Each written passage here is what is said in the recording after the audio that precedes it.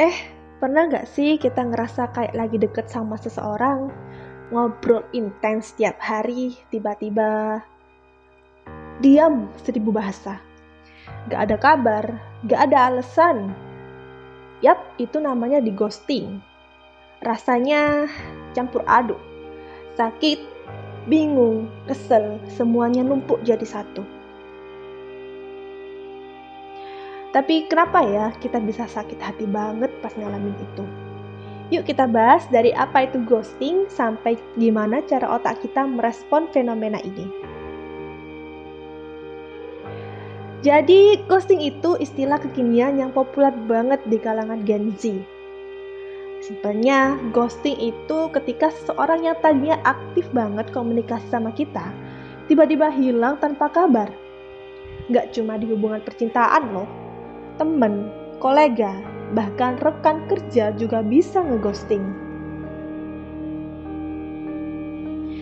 Contohnya, chat gak dibales walaupun udah kelihatan read. Atau janji ketemuan, terus tiba-tiba dia ngilang gitu aja tanpa alasan. Dan parahnya lagi, dia gak ada niat untuk ngejelasin apa-apa. Yang kayak gini nih sering bikin kita mikir, apa sih sebenarnya salahku? Apa yang kurang dari aku gitu kan? Padahal belum tentu salah kita kan? Nah, pertanyaan penting nih, ghosting ini sifat alami manusia gak sih? Jawabannya ya semacam iya. Secara evolusi, manusia itu cenderung menghindari konflik langsung. Di zaman purba aja, menghindar itu sering jadi cara untuk menyelamatkan diri dari situasi yang gak nyaman atau berbahaya. Tapi bedanya, dulu itu buat bertahan hidup. Sekarang, gak cuma buat menghindari rasa gak enak atau tanggung jawab aja sih.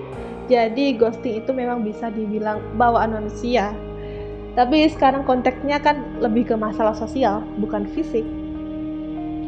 Gak sehat sih, tapi ya itulah kenyataannya. Ini dia bagian serunya guys. Kenapa sih ghosting itu rasanya sakit hati banget? Jawabannya ada di otak kita. Ketika kita terhubung sama seseorang, otak kita ngeluarin hormon kayak dopamin dan oksitosin yang bikin kita merasa senang dan nyaman. Tapi pas ghosting terjadi, otak kita malah menganggap itu sebagai ancaman. Ada bagian otak yang namanya anterior cingulate cortex yang tugasnya merespon rasa sakit, baik fisik maupun emosional. Jadi sakit hati karena ghosting itu beneran ada, bukan cuma lebay. Dan parahnya lagi, ghosting bikin kita merasa gak cukup baik. Karena kita gak dapat penjelasan apa-apa, itu yang bikin sakitnya terasa double. Jadi gimana caranya biar ghosting gak bikin kita terlalu sakit ya? Pertama, penting buat kita untuk sadar diri bahwa ghosting lebih sering terjadi dan itu semua tentang si pelaku, bukan kita. Bukan karena kita yang kurang baik ataupun kita yang kurang care, tapi mereka aja yang gak bisa hadapi konflik. Kedua, jangan terlalu investasi perasaan terlalu cepat ya, apalagi kalau komunikasi masih di tahap awal. Selalu punya batasan emosional, itu penting. Dan terakhir, fokus sama self-love. Jangan gantungin kebahagiaanmu ke validasi orang lain. Ingat, yang paling kenal dan sayang sama kamu ya dirimu sendiri. Jadi guys, ghosting itu memang nyebelin dan sakit hati banget. Tapi kita juga harus ingat, gak semua orang punya kemampuan komunikasi yang baik.